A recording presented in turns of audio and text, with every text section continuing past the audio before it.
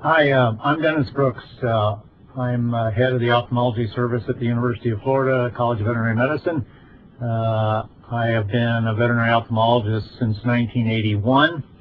I've worked at the University of Florida since 1990. There's 3 veterinary ophthalmologists here at the university, and also we have 3 residents. Residents are veterinarians who are in training to be ophthalmologists. We have probably one of the biggest and best ophthalmology programs at a veterinary school in the United States. Our reputation is that we are most interested in glaucoma, in particular in small animals, corneal disease in dogs and cats, but we also have a strong reputation for corneal transplantation in the horse. What I hope to get across to you this evening is that the importance of basic anatomy, basic physiology of the eye. We're going to cover corneal disease in particular, because corneal disease in small animals is the most important disease for the general practitioner veterinarian. There are surely a multitude of other diseases we're going to mention, but what I want you to concentrate on is understanding the tear film and the cornea, because the diseases that you will see involving the cornea require critical decision making, critical diagnostics, critical management in order to get the cornea to heal quickly. Some diseases you also may run into while in general practice are glaucoma, some retinal diseases, but they're much less common than corneal problems. Lisa, could you show the book? There are several ophthalmology books related to small animals and large animals. This one came out in the year 2000. It's called Essentials of Veterinary Ophthalmology by Kurt Gillette. It's a relatively small book, relatively inexpensive for medical textbooks. It has a multitude of color pictures. It's a wonderful book to start and use to start learning ophthalmology, as well as to use in the clinics. There are surely other atlases. There are veterinary ophthalmic surgery textbooks. This one kind of is the most comprehensive, and it's a good book to utilize in the small animal practice. Can we have the slides, Lisa? Ophthalmology is kind of an interesting subject for veterinarians, mostly because the animal-owning public is very interested in the eyes of their animals, whether they're pets or whether they're food animals or whether they're horses or whatever. This lady had this Siamese cat that couldn't see very well, so what she did was, after talking to ophthalmologists and so forth, she went and had glasses made for this cat. And as you can see in the picture, the cat actually wears them and actually sees better. The cat's a very nice Siamese cat. You can see she had the glasses are actually worn upside down. You can see the little strap on the back of the head that holds the glasses on. The cat wears them all the time. I was pretty shocked by this. I thought that the cat would knock them off, but it has a little chin strap underneath, has a little back strap behind the ears, and the cat wears these a lot. People are very interested in the vision of their animals, and so many times animals will be presented to the veterinarian for eye problems when the owners are less concerned about skin problems or less concerned about intestinal problems, whatever, but they're very concerned about whether the animals can see or not. It's very important to understand that the eye is a small organ and it has limited ways to react to injury. The eye has more transparent structures in it than any other organ in the body. And so when these transparent structures get sick, they become cloudy. The eye has more avascular structures in it than any other organ in the body, and when the eye gets sick, these avascular structures grow blood vessels into them. And so these become noticeable to you, they become noticeable to the client, And it's important to develop a reasonable approach to how you're going to work up eye problems when they're presented to you. And the thing that I'm going to emphasize this evening is that you always think about the cornea, and that you rule out corneal problems before you decide that it's not a corneal problem, or before you decide it's an eye problem that involves different or other parts of the eye. So we're always going to be thinking of cornea. Whether it's a blindness problem, whether it's a painful eye, we're always going to be thinking about the cornea. Is the cornea the source of the pain? Because the cornea, which is the clear outer windshield of the eye, the cornea is one of the most sensitive tissues in the body.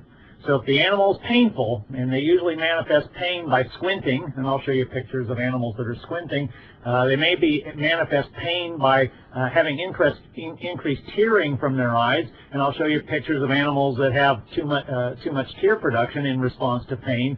The cornea, it can be the source of pain. The cornea can be the source of increased tearing. So I want you to concentrate tonight on thinking about cornea and eye problems. The cornea can cause pain. A corneal problem can cause blindness.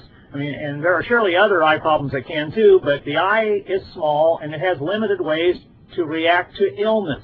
So it's very critical that you begin to think of eye problems occurring on the surface of the eye problems in the middle of the eye or inside of the eye, and eye problems in the back of the eye. Now we're going to start tonight by going through some general anatomy, a little bit of eye physiology, and we're going to cover diseases along the whole way at the same time. We're going to talk about diagnostic tests in particular, and a little bit of therapy, and then there'll be time for questions and answers, or questions, and hopefully I'll have answers for the questions that you have. I am going to emphasize corneal ulcers once again, because that is the absolute critical area for the general practitioner. It's an area that when mistakes are made, if mistakes are made, that this can result in severe consequences to the eye. If you misdiagnose a corneal ulcer, which is a corneal scratch on the surface of the eye, that can have terrible consequences. Whereas if you misdiagnose glaucoma, misdiagnose maybe a retinal problem, maybe there isn't a whole lot can be done for those kind of issues anyway. But corneal ulcers are treatable, and they're most treatable early in the disease process rather than late. And there are medical treatments and surgical treatments. We'll emphasize medical treatments tonight. But it's critical that you diagnose a corneal ulcer if it's present, or rule out the presence of a corneal ulcer, so that you can go on to thinking about other eye diseases that may be causing the animal to have pain or loss of vision.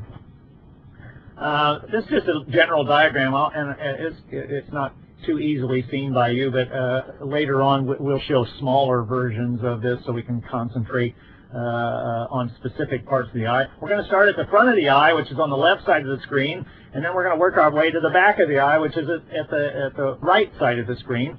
Animals have two eyelids, traditional eyelids, I suppose. Dogs, anyway, have eyelashes on the upper lid, which is in the upper left part of the screen. The upper eyelid is much more important than the lower eyelid. The reason is that the upper eyelid is the one that moves. The lower eyelid doesn't move much. The upper eyelid distributes the tear film, and the tear film, which sits on the surface of the cornea, is absolutely critical for the health of the cornea and the health of the eye, and distributing that tear film is also very important. The eyelids, both of them have glands in them that produce part of the tear film. Remember also, animals have a third eyelid, which we'll talk about a little bit later, that humans do not have and primates do not have. But dogs, cats, horses, and cows have a third eyelid, and many other animals do too, especially the birds. On the left of the screen, you can see there's a whitish line. That's the cornea. Just behind that is a spherical structure called the lens. Behind the lens is a very large cavity called the vitreous. And when you get to the right side of the eye is the retina, which is the nervous part of the eye. The retina is the most metabolically active tissue in the body. It's more metabolically active than the brain. It has a tremendously high need for blood. So the eye has a tremendous blood supply, even though that blood supply is concentrated to a few specific areas. Remember, the cornea has no blood vessels in it, the lens has no blood vessels in it, the vitreous has no blood vessels in it, And in some animals, the retina does not have any blood vessels either. The blood supply to an animal that has an avascular retina is provided by another part of the eye called the choroid, and we'll talk about the choroid after a little bit too, because the choroidal blood supply is tremendously large. Now this is a cat that has kind of unique eyes. It has on the right side of the screen, that's the cat's left eye. It has a blue iris. On the cat's right eye, which is on the left side of the screen, has a yellow-brown iris. The cat has, once again, two eyelids. The cats do not have eyelashes. At the nasal part, or the inner medial part of the eyes, this cat has a third eyelid as well. If you look at the both eyes together, you'll see that you don't really see the cornea. There's some little white reflections from the camera flash that are reflecting back from the cornea, but the corneas are transparent. The corneas, this cat has normal corneas, so they're very shiny, no blood vessels in them. The most prominent thing is the pretty irises, the blue one in the left eye and the yellow one in the right. And if you look at the reflection from the pupil being the hole in the center of the iris, in the left eye with the blue iris, the reflection is reddish. And if you look at the reflection from the right eye pupil, that reflection is green. And what we're seeing is a reflection from the retina, the back of the eye. And in the reason the iris is blue in the left eye is because there's not very much pigment in the iris. And because there's not very much pigment in this white cat, there's not very much pigment in the iris. Many times, if there's no pigment in the front of the eye, there's not much pigment in the back of the eye. And so that's why we're seeing a reddish reflection, because those are blood vessels from the choroid. The choroid supplying a lot of the retinal metabolism. In the right eye, on the left side of the screen, the cat has a yellowish iris, yellow-brown. And the reason it's yellow-brown and not blue is because it has more pigment there. In the iris, and if a cat has pigment in the front of its eye, it probably has pigment in the back, and that's giving this greenish kind of reflection in the right eye is due to increased pigmentation. Now here's a little diagram, another type of diagram. I'll try to show you several diagrams so you kind of get a little bit better feel for the anatomy and a little bit better feel for the physiology of all this. And we'll look at the diagram on the right side of the screen. You can barely see a number 1 at the extreme right side of the screen, and the number 1 is actually sitting in what's called the anterior chamber. At the top of that diagram is a white structure that's the cornea, and as you move from the white into the brown, the white is the cornea, and the brownish part where the number 4 is that area is as an area of transition between the white cornea and between the number 4 is called the limbus, and it's the transition between the clear cornea and the white sclera. The sclera in this picture has been colored brownish. And the sclera and cornea form the outer fibrous coat of the eye. The number 1 is sitting in the anterior chamber. You see a number 3 there as well, which is called the angle, and we'll get to what the importance of that in just a second. As you move, look to the picture on the left side of the screen. The cornea is at the top, then we have the anterior chamber, then we have the iris, and the iris is colored a little bit of blue, and then there's a hole in the center of the iris called the pupil. Behind the iris is a yellow on my screen, maybe it's green on yours, but there's a circular structure, and that's the lens. And the lens is used for focusing, or for seeing up close. You don't need a lens to see far away, you just need a lens to see up close. You and I use our lens for reading. Animals don't read, but they surely have the ability to see up close, and the lens helps in close-up vision.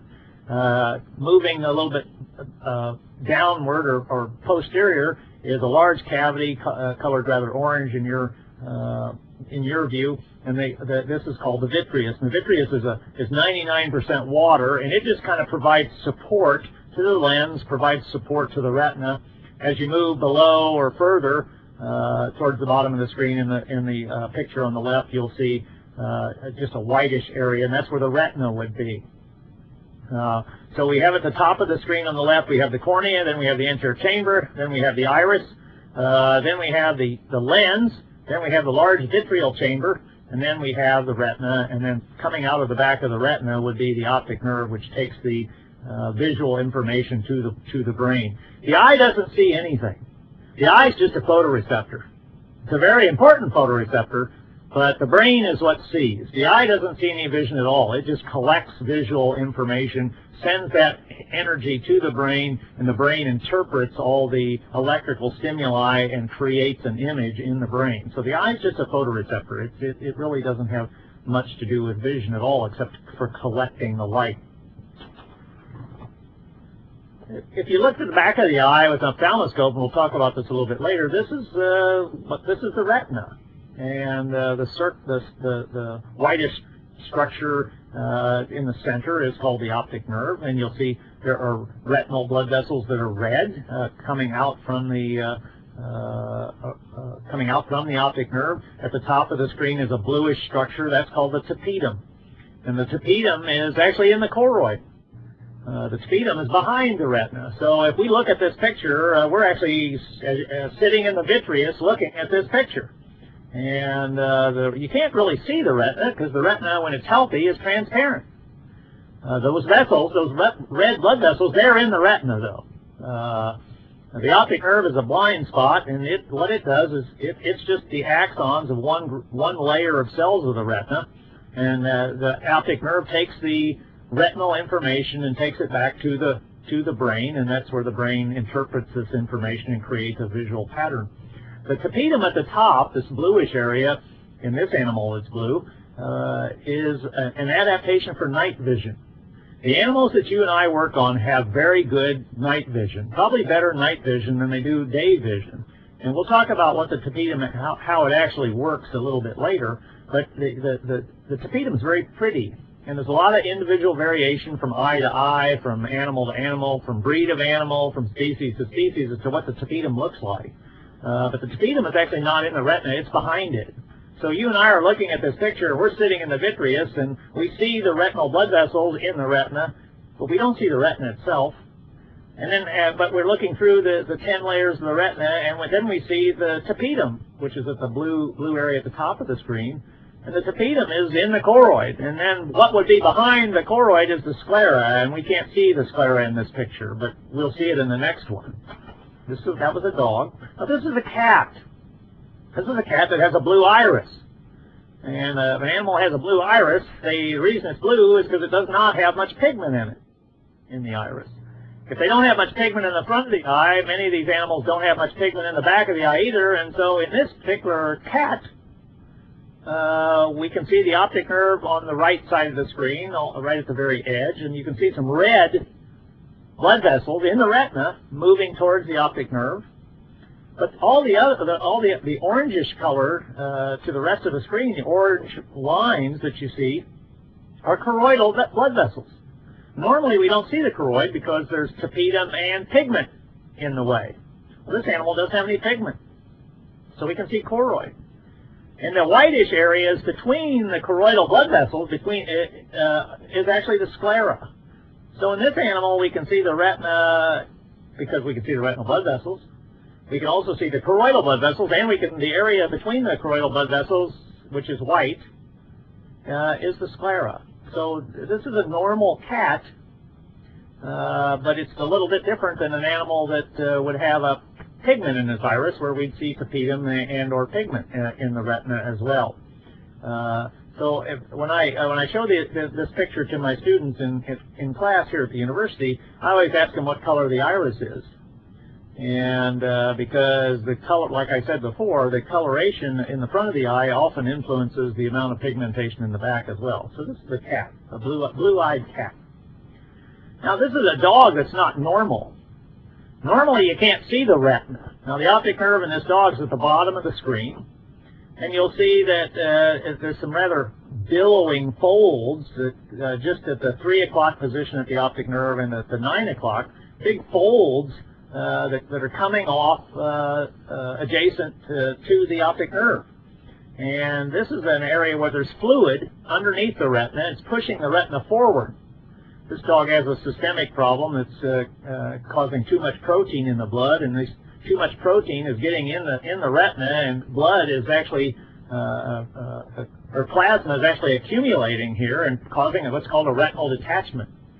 The only part of this retina that's actually normal in this picture is the area that's brown immediately below the optic nerve. That area is attached.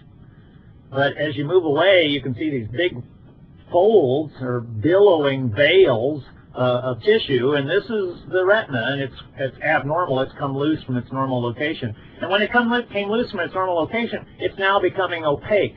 It's a little bit gray, a little bit cloudy. Normally the retina is transparent, but this retina is detached. It's lost its blood supply, hopefully temporarily. And this is kind of an important picture, because, even though this is a dog, because what we've seen in cats now, as we see cats in Florida, cats in the United States live longer, some of these cats get kidney disease. And I'll show you a picture later that as some of these cats get kidney disease, they get high blood pressure. And high blood pressure can cause the cat to detach its retinas. So it's important to look, it's important to understand this, because this is a treatable disease. Most kinds of retinal detachment in animals are not treatable. And yet this cats with high blood pressure due to bad kidneys, that's a treatable disease. And so it's pretty important to know that, because the cats can be blind. We lower their blood pressure with medicine, and as the blood pressure goes down, then the cats can regain their vision. It's very exciting, very nice. Owners are happy, and cats are happy too, and the veterinarian's happy, because we can effectively treat some types of retinal disease just with pills and maybe dietary management. Now, the eye is protected. It sits in the skull. It's protected by the bone of the skull. And this is a picture of a dog's skull. And you can see lots of little circles, little foramina where the blood vessels come to the eye, or the optic nerve leaves the eye. This is actually the left side of the skull. So in the dog anyway, in the cat, the eye sits in the circle where you can maybe see the letters E, O, P, and I think O-R. The eye is sitting in there. The jaw would be at the bottom of the screen. And the eye is protected on all sides except the lower part of the ventral part of the orbit, where there's muscle and soft tissue. And if you keep going past that in the ventral part of the orbit and keep going ventrally or keep going lower, you eventually end up in the mouth. So if we get a space-occupying lesion in the orbit is the part of the skull that contains the eyeball. If we get a space-occupying lesion in the orbit, whether a tumor or an abscess, it can affect the position of the eyeball itself. Also, the skull that surrounds the orbit, that surrounds the eyeball, is surrounded by sinuses. So sinus disease can invade the orbit, which is the bony part of the skull the eyeball sits. Sinus disease can involve the orbit and cause and influence the position of the eye. A tumor inside the orbit or the sinus can influence the position of the eye. Or a tumor inside the mouth can grow into the orbit and influence the position of the eye. And I'll show you what that means in just a second. Because the eye is protected, the eyeball is protected by the skull. The bony part of the skull that protects the eye is called the orbit. And yet it's only protected on all sides except the lower part. On the medial side, on the lateral side, it's protected by bone. The eyeball is protected by bone. But on the lower part, if you go from the mouth behind the last molar tooth, if you go up behind the last molar tooth in the mouth, you'll get behind the eye. The optic nerve is there and a whole lot of blood vessels.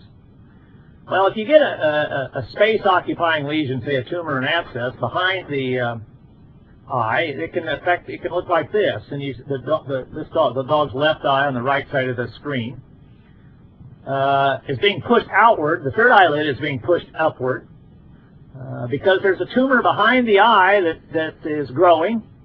And because the tumor really can't grow through bone, unless it's a horribly malignant tumor, it pushes the eye out, pushes the eye forward. Oops. And when it does that, then sometimes the eyelids cannot protect the cornea. The animal can't blink very well, and that's what's happening in this picture, where the eyeball is being pushed so far forward that the tears are drying out and causing an ulcer. This is a very sad case. This is a 2-year-old dog. It had a very highly malignant tumor. And if you look behind the last molar tooth on the right side, you can see the tongue is there, and right above the tongue on the right, behind the last molar tooth, is a pinkish area. You can see on the look on the right side of the screen, it's a brown pigmented area behind the last molar tooth. But on the right side, where the lesion is, this tumor is growing down into the mouth.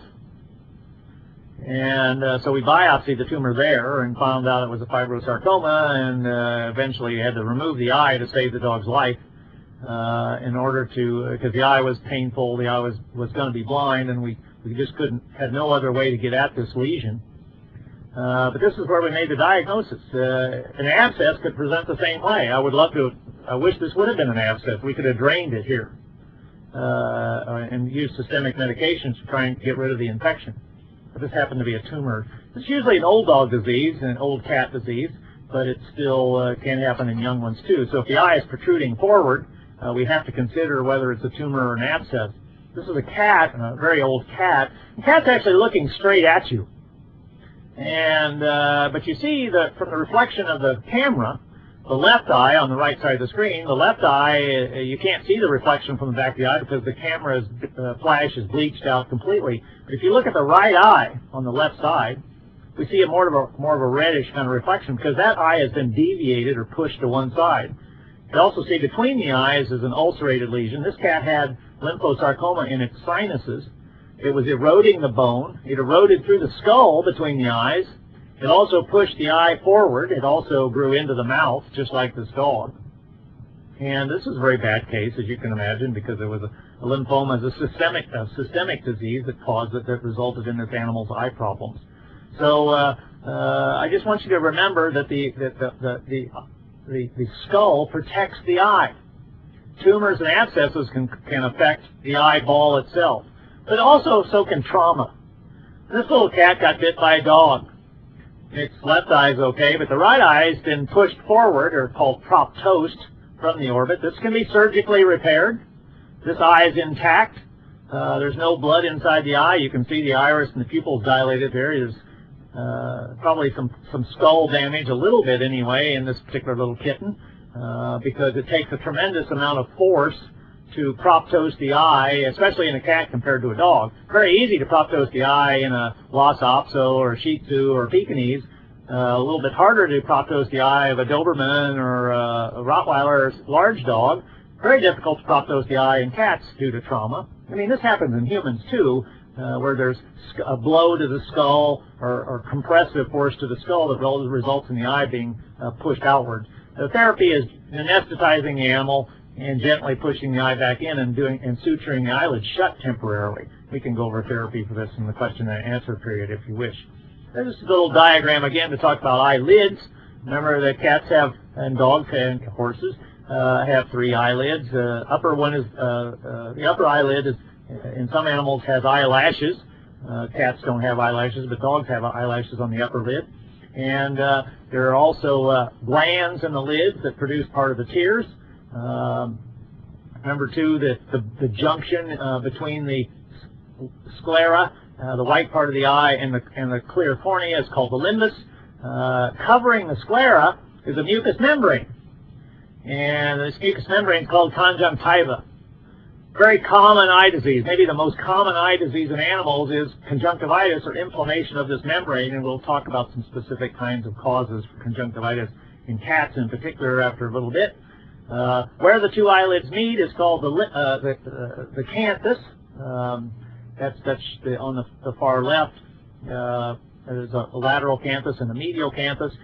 And then you have to consider that at the medial canthus, which is on the right side of the screen, are 2 little ducts or 2 little openings that drain the tears. There's a superior little puncta and an inferior puncta at the medial canthus. And those are very important to know that, because if an animal has eyelid disease that involves the medial canthus, treatment of the medial canthus can result in obstruction of those tear ducts. Whereas those tear ducts are not on the left side of the screen at the lateral canthus, so lateral canthus disease is much easier to treat because there's no tear ducts there. The third eyelid is also at the medial area, and we'll show that after a little bit. The iris in this picture is brown, and the pupil is the hole in the iris. The pupil regulates the amount of light, intense light that comes in and hits the retina. This is a cat, and if you look at the upper eyelid, a little bit of pressure was placed there, and you can see little lipid-type material coming out of the glands of the eyelid. This is called the meibomian glands. They're upper and lower eyelid. You can many times just looking at the eyelid, you can see a series of tiny little holes. And in this particular picture, we just put a little pressure on the eyelid and squeezed out some of the fat-like tears that produce part of the tear film. This meibomian glands are very important for preventing evaporation of the watery part of the tear film, which we'll talk a little bit about later. But I just want you to realize that the lids are very metabolically active. The upper lid's the one that moves, distributes the tear film. The eyelids are very vascular. They heal very nicely. They also produce part of the tear film. Upper eyelid disease is more serious than lower eyelid disease. Lateral canthal disease is less serious than medial canthal disease because the medial canthus is where the tear ducts open and where the tears drain. And at the medial canthus is also where the third eyelid is, and the third eyelid acts like a windshield wiper, and we'll show that here in just a second as well. Now, eyelids are very vascular. They have a tremendous blood supply. This happens to be a horse, but the same thing happens in dogs and cats.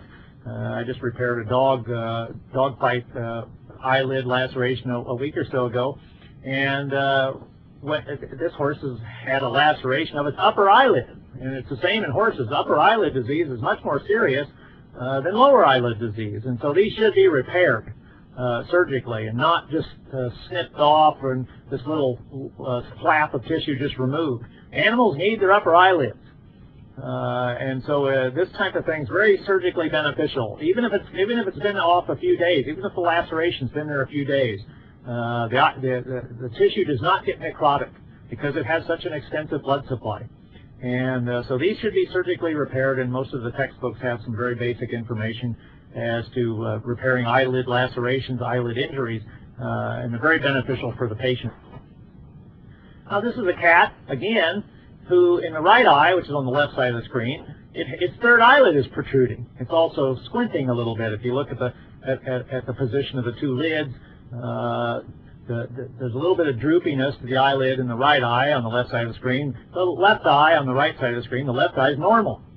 Also, the eyelids are droopy in the right eye. The third eyelid is protruding in the right eye. And then if you can, try and look at the pupils. The pupil in the left eye is normal. But maybe you can barely see that the pupil in the right eye is a little bit smaller than the left. And generally the pupils should be fairly similar. So see if you can notice that. Let's try and look at the pupils. Maybe it's a little bit dark, but try and see that the pupil in the right eye is much smaller than the pupil in the left. What I want you to remember from this picture is that third eyelids, when they protrude, that may be an indication of eye pain. So if I saw this cat, the first thing I wanted to do was find out if this cat was painful in its eye because of a corneal ulcer. So the first thing I did was I looked over this cat very extensively for a corneal ulcer, and I'll show you how we did that after a bit. What we did was stain the eye with a dye called fluorescein. Now, what I expect from you is that when you are presented with a dog or cat or horse or cow eye problem for the rest of your career, every eye case that you see, you will stain that eye with fluorescein dye to make sure and identify the presence of a corneal ulcer or the absence of a corneal ulcer. In fact, if we were all in the same room, I'd make you raise your hands and promise to me that the rest of your career, that everyone, 100% of all the eye cases that you see in your career, you'll stain every one of those eyes with fluorescein dye looking for corneal ulcers. corneal ulcers are painful, and identifying a corneal ulcer early will minimize the scarring that can occur with a corneal ulcer. Remember, the cornea is transparent. When the cornea heals, it gets cloudy. Animals are better off with a small scar in their cornea than a large scar. So I want you to promise me that you're going to be using fluorescein dye. And I'll show you what that looks like. I'll show you what an ulcer looks like after a bit. At least if we go back to the picture, well, the first thing I thought of, when you see a third eyelid protruding like this cat's right eye on the left side of the screen, you want to find out if there's an ulcer there or not. There may not be. There may be something else causing the third eyelid to protrude. But the critical thing for you as a medical professional is to find out whether there's an ulcer there or not. Now, in this particular cat, there was not. There was something else causing it. But in this brief time tonight, we're going to just discuss and worry about corneal ulcers. This is the histology of a cornea. The cornea is about, in a dog, is not, and a cat, is less than 1 millimeter thick. Less than 1 millimeter.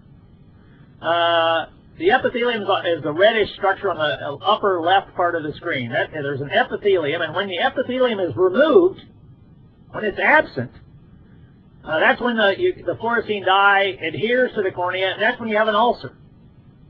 So the absence of the epithelium is an ulcer. Now, as we move into the cornea towards the left, or I'm sorry, towards the right side of the screen, we have the epithelium, which is red. The next part of the cornea is called stroma. It's mostly collagen. So most of the picture that you see in this histology photograph, most of this picture is collagen. The epithelium's on the left, it's reddish, stained here. And then as we move towards the very lower right corner, there's a one cell layer structure called the endothelium.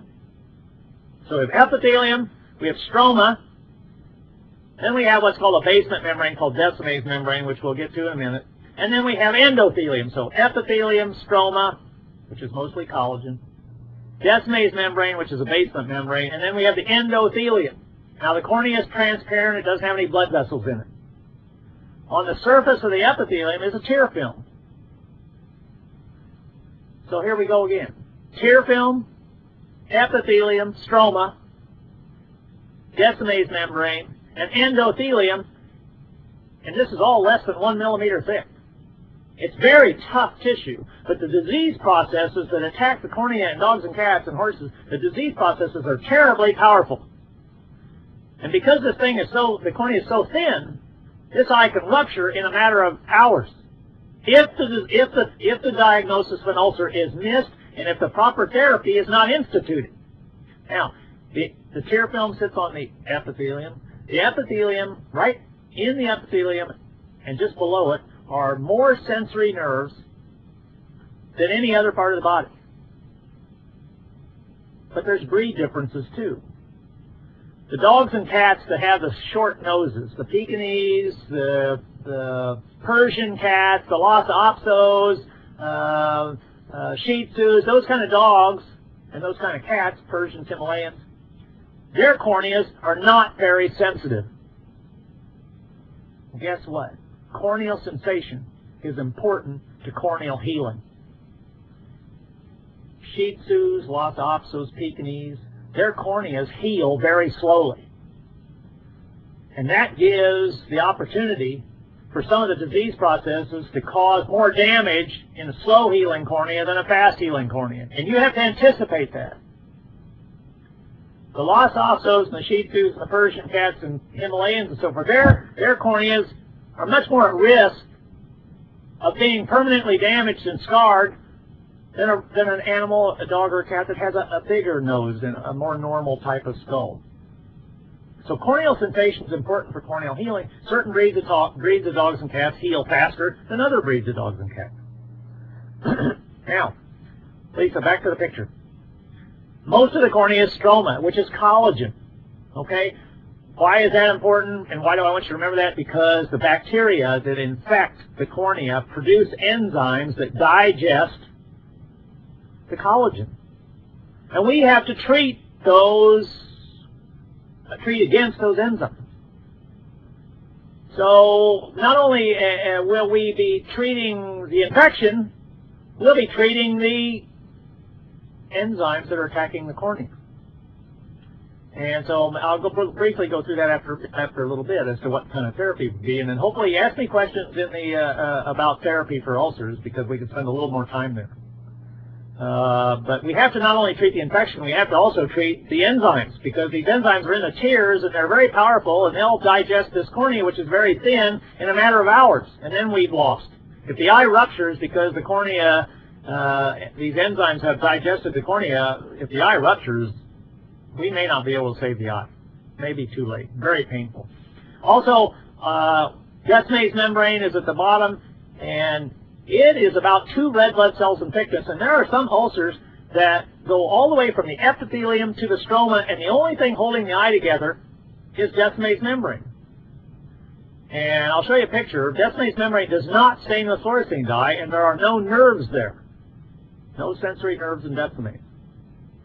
And if we see an ulcer that involves all of the cornea, has eaten away all of the cornea, all the way down to Descemet, that eye is about to rupture. That's a real emergency. Now, this is an ulcer. I don't have you can see in the center there's a whitish area of this cornea, and this is an area of the cornea that's being attacked by enzymes from a bacteria called Pseudomonas. Pseudomonas is a very bad bacteria in the eye. It produces enzymes that digest the collagen. And the term is melting. What they say is these enzymes attack the collagen, and the cornea literally melts away. And because the cornea is less than 1 millimeter thick, it doesn't take very long for the digestion or the melting to rupture the whole eye. So this is what's called a melting ulcer. They're one of the most feared things in veterinary ophthalmology. A melting ulcer is one of the most feared things by clinicians. Whether a general practitioner or a veterinary ophthalmologist. Melting ulcers are very, very dangerous.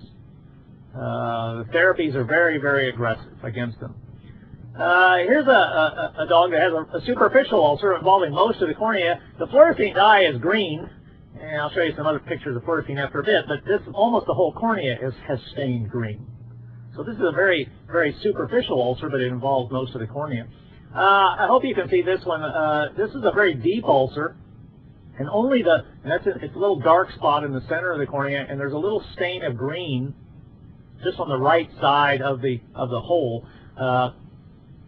This is an ulcer that's so deep that Descemet's membrane is exposed. Descemet's membrane does not stain with dye, but some of the stroma around it is still staining.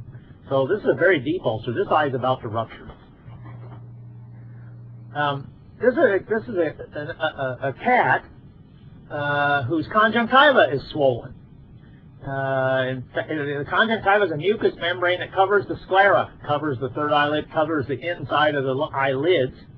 And conjunctivitis, or pink eye, is also what this is called. And it is very painful also. People that get conjunctivitis say that it burns or itches. So the animals also want to itch and rub at their eyes.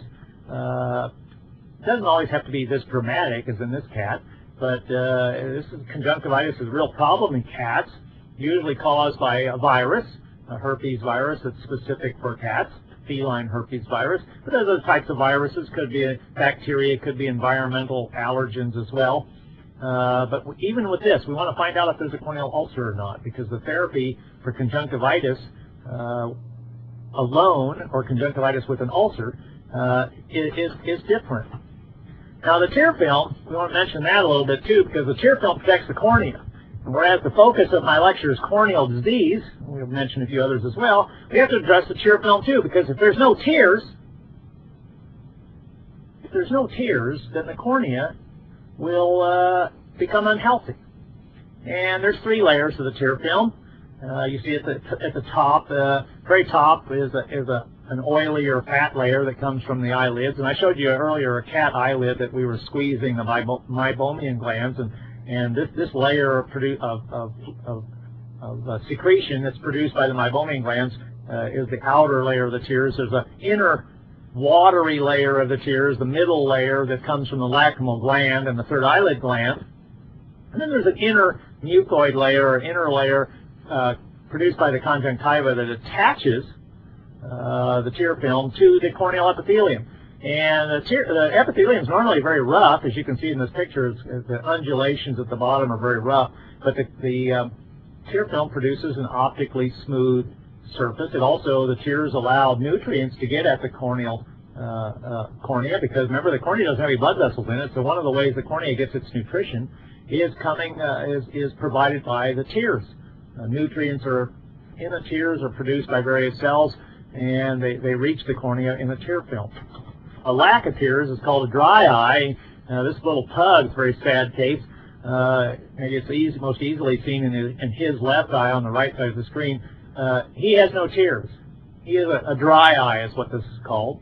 Keratoconjunctivitis sicca is the medical term. And this dry eye in this dog is beyond therapy. But there are some new therapies which we'll mention at the end of this lecture for dry eye. This used to be the worst disease that I saw because there was no treatment for it. Now I rarely see dry eye in dogs and cats. I rarely see it because practitioners like yourselves can effectively treat it.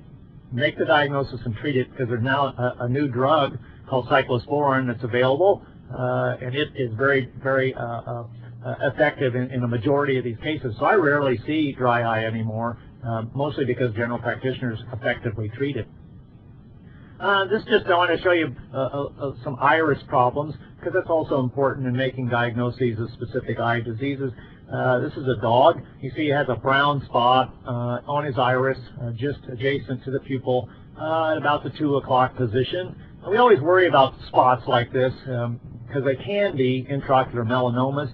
Melanomas are tumors. The most common primary tumor inside the eye is a melanoma. Actually, lymphosarcoma metastasizing to the eye is the most common intraocular tumor in dogs and cats. But that's a tumor that starts somewhere else. Lymphoma starts somewhere else and goes to the eye. But melanomas are a common problem, and you must be observant of them. Something like this, I just watch it and see if it's going to change. If it's very, very aggressive, growing larger, causing inflammation, then we might be considering having to remove the eye surgically. This is a cat that used to have 2 blue eyes. His left eye is still blue. His right eye's turned brown.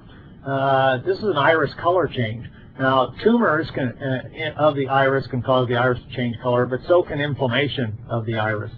They call it an iritis, or an anterior uveitis. The uvea, we haven't mentioned that word yet. The uvea is the iris, the ciliary body, and the choroid. So the uveal tract of the eye is the iris, the ciliary body, and the choroid. And inflammation of the uveal tract, or uveitis, in cats is very, very important disease. Cats get uveitis quite frequently, caused by viruses, unfortunately bad viruses, feline leukemia virus, feline immunodeficiency virus, FIV, feline infectious peritonitis, FIP. These are all causes of uveitis in cats. So FELD, FIV, FIP are all causes of uveitis in cats. And so if the iris changes color, it could be a tumor, or it could be an infectious process causing uveitis. So we do worry about iris color changes. Sometimes owners will bring these cats to us and tell us that's what they've noticed. Well, I know even I can't see this picture very well, but I just want to kind of emphasize, just because of glaucoma, on the bottom part of the diagram is the cornea, and then if we follow that up on the right side, that's the sclera. And where the iris meets the cornea, is called the angle. And the angle is where the fluid that's in the front of the eye, called aqueous humor, the angle is where the fluid in the anterior chamber in the front of the eye, between the iris and cornea, the angle is where this fluid leaves the eye. This is very important because in glaucoma, this fluid, aqueous humor, cannot get out of the eye because the angle's blocked. So this aqueous humor, this fluid, is produced in the ciliary body, which is right behind the iris. It moves through the pupil into the anterior chamber, and then it leaves the eye at the drainage angle, which is between the iris and cornea. Well, in glaucoma, the balance between the production of aqueous humor and the exit of aqueous humor, in glaucoma, this balance is disturbed so that the pressure inside the eye becomes elevated. And the reason the pressure becomes elevated is because the fluid cannot get out at the drainage angle. So many of the therapies for glaucoma are directed at the production of aqueous humor and the exit of aqueous humor, and we'll mention this a little bit later on. But I just kind of wanted to briefly mention that the importance of the drainage angle, which is between the iris and the cornea. That when that eye angle is obstructed, the fluid cannot get out of the eye, and the pressure inside the eye gets high. And then when the pressure is too high, that's called glaucoma. This is just another picture of a cat. The top of the screen is the tapetum, which is in the choroid. Very difficult to take pictures of the cat retina because the tapetal reflection is so bright. The books say it's about 130 times brighter than the reflection coming from the human eye. You can see some iris blood vessels. They're reddish, and then at the bottom of the screen there's no tapetum, and there's no pigment. And so we're seeing the choroidal blood vessels at nearly the whole bottom part of the picture. The optic nerve is in the center. The tapetal color varies from animal to animal. This dog, I'm not so sure. It's a little 6-week-old golden retriever puppy, and the reflection from his eyes is blue. I hope you can see that. The tapetum changes its color about 10 weeks of age in dogs and cats. So puppies and kittens, the reflection from their eyes is blue up to about 10 weeks of age, when the reflection becomes the adult color, which might be yellow or might be orange or might even be a little bit reddish green. This is a diagram illustrates the importance of the tapetum. What the tapetum is for is for seeing at night. And if you look on the left side of the screen, the light coming through the cornea, through the lens, through the vitreous, and then hitting the retina, passes through the retina on the left side of the screen and it stimulates the photoreceptors. Then it hits the tapetum and gets reflected back. And so it can stimulate. It has a chance. The photons of light have the chance of stimulating the photoreceptors twice. So light comes in through the cornea, goes through the anterior chamber, goes through the lens, then it goes to the vitreous, then it goes through the retina, where it stimulates the photoreceptors. In the tapetal part of the choroid, the light can be reflected backwards again to maybe stimulate the photoreceptors again. So it has two chances. On the right side of the screen, there's no tapetum. So the light, the photons of light coming into the eye as they pass through the retina, they only have one chance to stimulate the photoreceptors. Then they're absorbed by pigment because there's no tapetum there to reflect the light back. So the tapetum is an adaptation for night vision. Here's a little tiger cub. You can see the tapetum is so bright that when I took the picture, all I got was a whitish reflection, normally because the tapetum is reflecting the light back. And this is normal little tiger cub, but tigers have tapetums too. On this cat, where's the tapetal reflection? Well, it isn't there. The reason is this cat has cataracts. What a cataract is the lens, which is normally clear or transparent. If the lens loses its transparency and becomes opaque or cloudy, then we call that lens opacity, we call that a cataract. And this cat has very opaque lenses in both eyes. So this is what a cataract looks like in a cat. Dogs get cataracts too. The most common thing the most common surgery veterinary ophthalmologists do in the state of Florida is cataract surgery. It is a very specialized technique, very similar to the human.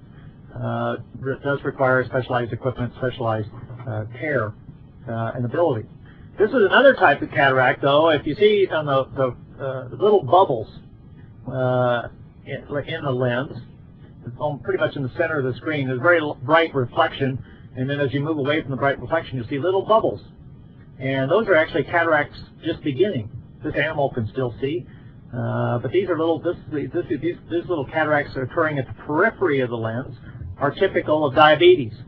So if you have a diabetic dog, at some point in the management of that diabetic dog, somebody better look and examine the lens very well, especially the periphery of the lens, because that's where diabetic cataracts begin. Diabetic cats don't get cataracts very often. Diabetic cats do not. Diabetic dogs commonly get cataracts, and it's a real problem in the state of Florida. So if you are managing a diabetic dog, at some point we really need to look at the lenses very close up, because if the dog loses its sight, it may influence the client's decision as to how to manage the case. We generally, many times ophthalmologists actually are ones that make the diagnosis of diabetes. The owner knows the dog's drinking more water. The owner knows the dog maybe lost a little weight. But what really bothered the owner was when the dog got cataracts suddenly. Diabetic cataracts develop suddenly, maybe over weeks to months. So sudden onset of cataracts should trigger in your mind the fact that you want to do a blood test for sugar, blood sugar level on dogs, and find out if they have diabetes or not. And if they have if they have diabetes and cataracts, then that will involve a team effort of the ophthalmologist working on the eyes, and you as a general practitioner working on the diabetes and managing them both. Now, one of the other problems we see in the state of Florida in the last few years, due to the popularity of some television shows and movies, is when the lens shifts out of its normal location. And if you look at this picture, there's a bright reflection right in the center of the pupil from the flash of the camera, but right touching that reflection, you'll see a line, a part of a circular line that's the lens, and the lens has fallen downwards and to the right. The lens is normally sitting right in the pupil, but there's little ligaments to hold the lens in place, and they have shifted. They have broken down. These little ligaments have broken, and the lens has shifted. Now, this is a real problem in the terrier breeds. Certain movies, certain TV shows have popularized Jack Russell Terriers and other breeds of terrier breeds of dogs, and terrier breeds of dogs get these lens dislocations, also called lens luxations.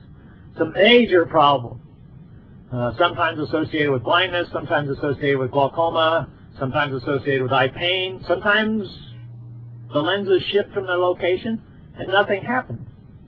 But if you work with many terrier breeds, which they are very popular, if you work with many terrier breeds, take a close look at their eyes and see if you can identify the lens being in its normal location. It does not necessarily require special equipment, just the idea and the thought to look.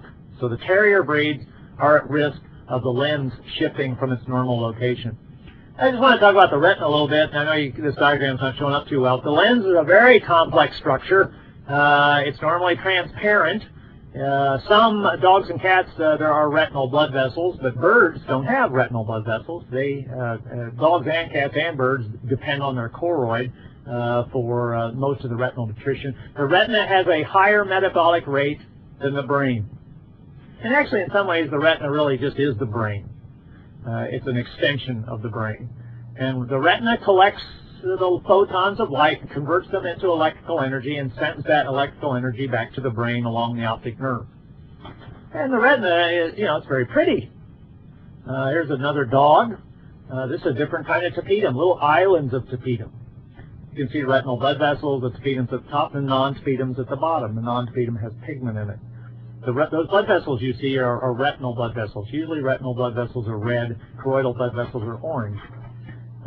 Just to mention briefly, this is the kind of color vision that you see at the top of the circle. At the top, you see the three, red, yellow, and blues. And at the bottom of the screen, that are at least partially, you can see what we think animals see, the kind of color vision dogs and cats have. And dogs and cats don't see reds and greens very well. They see blues better, and maybe yellows a little. But it's a much different world. There's not much red seen by the animals that we work in. People always ask us, do dogs and cats see color? Yes, they do see color. They just don't see the same colors we do. Also, their eyes are adapted for seeing at night. Our eyes are adapted for seeing in the daytime. Dogs and cats, their eyes are adapted for detecting motion. Our eyes are adapted for seeing detail. Dogs and cats' eyes are not adapted for seeing detail. They're adapted for detecting motion because they're predators, at least evolutionarily. They're predator animals. So and so they function. Dogs and cats see better at night. Their eyes are adapted for seeing, detecting motion. Humans, our vision, and actually some birds too. Birds have better vision than we do. Birds have better color vision than we do, and they have better ability to detect motion and detect detail than we do. So, but people always ask if dogs and cats can see color, and yes, they can. They just don't see the same kind of colors that we see. Now, one of the misconceptions about ophthalmology is that you need a lot of special equipment to do ophthalmology. And to a certain extent, maybe 5% of ophthalmology you need some special equipment. But the one thing that you really need, I think there's two things in some sense, maybe three. Lisa, if you can put the camera back on me just for a second. One of the things that veterinarians don't have commonly is a bright light. And you need a bright light to do ophthalmology, but not an expensive one. I went to Target and I bought this light for $7. And I can do maybe 90% of my exams with this little light. I have to change the battery a lot because it's just a little battery. But I don't need a whole lot of special equipment to at least do basic ophthalmology. And I carry this light in my pocket, you know, and I use it all the time, and I have to change the battery. But let's go back to the picture, please. But you don't necessarily need a whole lot of equipment to do a good job. But you do need a bright light, and this picture has several pieces of equipment that are useful. You can see the pen light there as the gray instrument sitting right in the middle. That's just kind of like the light I have. But you have to change the battery. The ophthalmoscope, which is to the right of it, you know, it costs a little bit more money, and it's surely useful, especially for looking at the retina, which you need to do. The only other things we really need are some fluorescein strips. They're critical. We need a light and fluorescein strips. Maybe we need some tear test strips as well, and so that would be beneficial. And some topical anesthetic, and maybe some drops eye drops to dilate the pupil when we want to look at the retina. But the retina is not that critical for us. Corneal disease is critical. As you get better with ophthalmology, you can start to feel more comfortable looking at the retina. But when you begin, or if you don't have too much experience with ophthalmology, then what I want you to worry about is the cornea. And to look at the cornea, you just need a bright light and some fluorescein dye strips. We mentioned this iris color change a little bit before. Maybe you can see I mentioned iris color change, especially in cats, can be caused by uveitis. Viruses were what I mentioned were bad, the FIV, FIP, feline leukemia. Neoplasia, melanomas, and lymphoma can cause iris to change its color. If the animal's icteric, or if there's hemorrhage, that can cause the iris to change color. And we sort of mentioned this before, and I showed you this particular cat, that in his right eye, the brown eye, he'd had uveitis. And it responded to treatment and got better, so he's not painful. Uveitis is a painful disease, just like cornea is. And so if a cat that has uveitis will have a painful eye.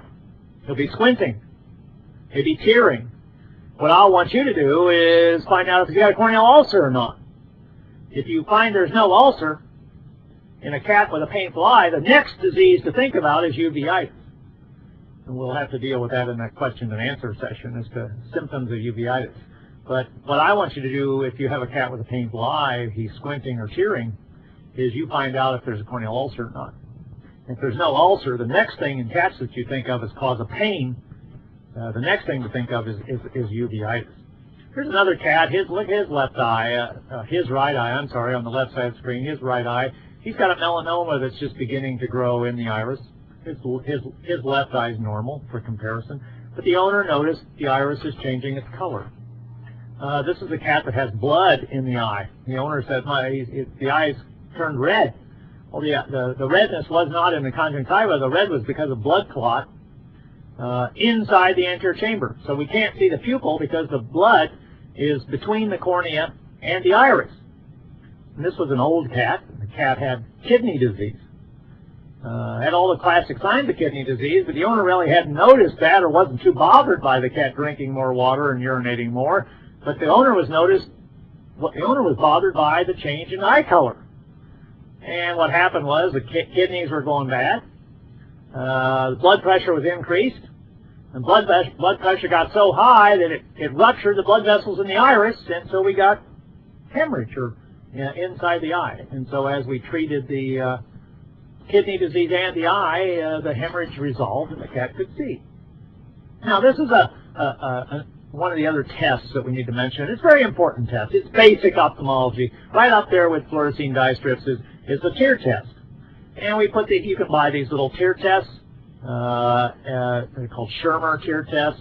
And you put it in the lower lid, leave it there for a minute, and normally it will cause about 15 millimeters of wetting, 15 millimeters in 1 minute's time. If it's less than 15 millimeters, say if it's 5 millimeters or something, that can mean there's too little tear production and would benefit and warrant some institution of therapy. But this is something that's done very early in the exam. If an animal has increased mucousy discharge, a painful eye, Schirmer tear test can be beneficial in determining if the source of the pain or the source of the mucus is due to a lack of tear production by the lacrimal gland, a lack of tear production by the third eyelid gland. This is just a basic kind of thing. Normal is about 15 millimeters of wetting in a minute's time. Now, this is just a different diagram of the tear film. There are 3 layers. The eyelid produces part on the yellow part of the tear film on the left is produced by the meibomian glands in the eyelids. Most of the dark blue, which is the watery part of the tear film, is produced by the lacrimal gland and third eyelid gland. And then the reddish line on the right, the mucin layer, is produced by the conjunctival cells. And so this is a very important structure. It is a common disease in the state of Florida, and so it is something we need to consider. Certain breeds of dogs, Cocker Spaniels, get the dry eye problem. The Pekingese, Lhasa Apsos, Shih Tzus, they get the dry eye problem. You probably see it. Pugs get it. English bulldogs. These types of dogs are the ones that seem to be at increased risk of not having enough tears. Here's another one of these pictures. A lot of mucus in this eye. The cornea is dried out. It's turning brown. It's lost its clarity. It's not shiny. In fact, in early dry eye, what may be noticed is the cornea just doesn't shine because the tear film is what makes the cornea shine. And so this is just a dog that has dry eye, and dry eye is treatable disease. Here's a fluorescein strip. This is critical. Absolutely, I don't expect you to remember anything else tonight except this. And I'll be real irritated with you if you don't follow my advice. This is very important. Using the fluorescein dye, putting a fluorescein dye in the eye and then rinsing it out meant looking for ulcers. Here's a dog that we already know it has an ulcer, but look how painful this dog's right eye is. He's squinting severely. This dog's got a very bad corneal ulcer. This is the eye itself, with the eyelids held open. The eye is dry. This is a Pseudomonas infection. Terrible amount of edema in the cornea. Normally the cornea is very clear because there's no water in it. Well, when you get a corneal ulcer, you get an increase in water or edema, and so the cornea becomes cloudy. There's blood vessels growing in here. The cornea is very sensitive, so when the corneal epithelium has been removed, the corneal sensory nerves are stimulated and to cause eye pain. Here's another one. This is a fluorescein dye. You can see the greenish area on a different eye that has an ulcer. Here's another eye, a superficial ulcer that has the fluorescein dye retention. There's lots of different ulcers, superficial ones, deep ones. There's chemical ulcers. There's dry eye ulcers. There are infected ulcers. There's many types of corneal ulcerations, melting ulcers. The therapies are all going to be similar in some sense, that we treat infection, we treat the melting problem that is associated with some of these ulcers in order to speed up healing. But we have to make the diagnosis first. So tonight we're worried about making the diagnosis. Here's another ulcer with the fluorescein dye in it. Painful eye, cloudy eye, put the fluorescein on. We've got an ulcer, so now we can go to our books and notes and look up how to treat the ulcers. Glaucoma is also found in animals. Glaucoma means the pressure is too high. This little Great Dane puppy whose right eye is bigger than the other one. What happens in puppies is that this cornea and sclera are very elastic, and the pressure inside the eye gets high because the fluid cannot leave the eye, and the eye swells up very easily because the cornea and sclera are very elastic, much more so than in adults. Glaucoma is a terrible disease in animals. It progresses very quickly to blindness. It sometimes is associated with pain. We'll mention some treatments for it here briefly in a minute, but it is a problem, something to consider in a dog or cat that has painful eyes. This is another kind of cataract.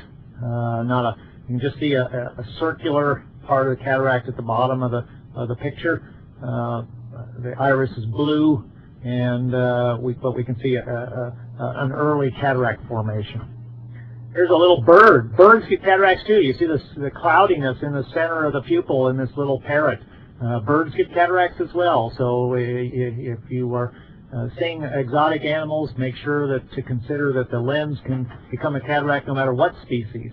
This is the ophthalmoscope. If you want to start buying pieces of equipment beyond pen lights, this is the direct ophthalmoscope. It's rechargeable, so you'll always have a bright light. You just have to learn how to use it. This is for looking at the back of the eye, for looking at the retina and optic nerve. This is another. Here's a dog. Optic nerves in the center, retinal blood vessels. Tapetum's kind of hard to see in this one. It seems like it was at least bluish green, at least initially. But the rest of the flash from the camera has bleached out the tapetal reflection at the top. Let me just move back to that one a second if I can. Look how thick the blood vessels are, especially the blood vessel there at about 3 o'clock. See how wide it is? If you look at the next picture, you can barely see the blood vessels. They're so thin, you can barely see them. There are retinal diseases in purebred dogs in this state. They are usually associated with the dogs not seeing very well at night because there are 2 different kinds of cells in the retina. One cell for seeing at night, one cell for seeing in the daytime. The cells that see it at night are called rods, and there are 90% of the cells in the retina in dogs and cats are rods, so that's an adaptation for seeing at night. As the rods die in some of these retinal atrophy diseases, the blood vessels go away, as in this picture, and the dogs stop seeing at night. They can still see in the daytime, but because some of these diseases are progressive, it is difficult to treat these, or it's impossible to treat them because they are genetic biochemical diseases. But the making of the diagnosis sometimes makes people at least feel assured that there's not something that can be done to treat them. These are progressive retinal atrophy diseases, and what you see in this picture is that it's very difficult to see the blood vessels because as the retina atrophies, the blood vessels disappear. Cats with conjunctivitis, we've seen this picture before. I just want to mention types of therapy. What I want you to think about if you see cats with conjunctivitis in Florida, if there's no corneal ulcer, probably a herpes virus, could be mycoplasma, could be chlamydia. But if you see cat with conjunctivitis and no corneal ulcer, chloramphenicol is a good drug to start with. There's generic chloramphenicol. This one's called Bemacol. Different kinds of chloramphenicals, eye drops, eye ointments. I also should mention eye solutions, as in the right part of the screen. Solutions are always better than ointments as far as getting medication to the eye, but you have to give them more frequently. Ointments can be given less often, but ointments will slow down healing of ulcers. So in ulcer therapy, it's always best, if the owner can, to administer solutions rather than ointments. Tetracycline is good for cats with conjunctivitis as well because it kills mycoplasma and chlamydia. There are antivirals that are also available. Here's just conjunctivitis again. This is actually my own dog, Labrador, and she has conjunctivitis periodically. No corneal ulcer, so we treat her with an antibiotic and steroids. I'm sorry it doesn't show here, but hydrocortisone is good for treating allergic conjunctivitis. Dexamethasone is good for treating allergic conjunctivitis. Steroids are bad for ulcers. Do not use steroids topically for corneal ulcers in this state. Do not do it. Corneal ulcers are bad, and they're worse if you use steroids. So you can see conjunctivitis in Florida, you can see ulcers in Florida, and the dogs with ulcers also have conjunctivitis. So if you see a case of conjunctivitis, make sure you find out whether there's an ulcer or not, because the therapy is different. And if you don't check and find out if there's an ulcer, you're doing a disservice to your clients. Because the therapy for an ulcer with conjunctivitis is different than a pure conjunctivitis. Conjunctivitis, we usually use antibiotics and steroids. Corneal ulcers, we never use steroids. Not in this state. And there's reasons for that. We can talk about that in the question and answer session. Here's a dog with glaucoma. The right eye is swelled up. It had to be surgically removed.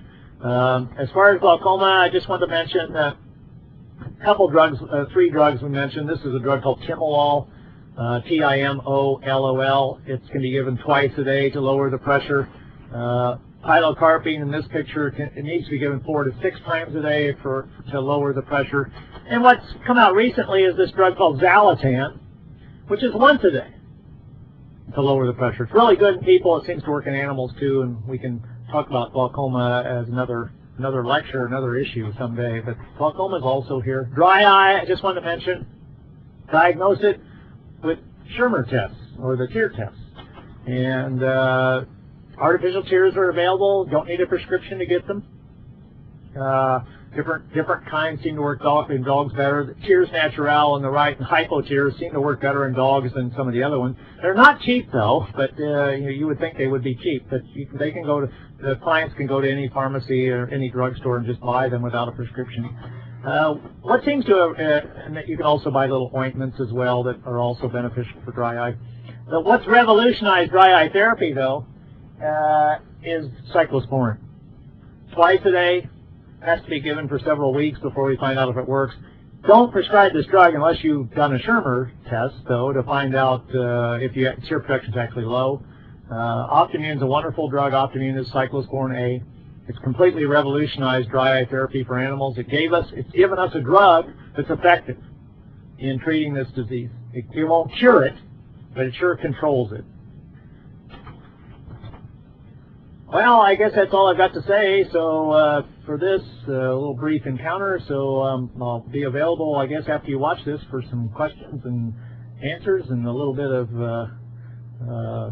discussion as to about veterinary ophthalmology. And I hope this was beneficial, and good luck to you on your exam.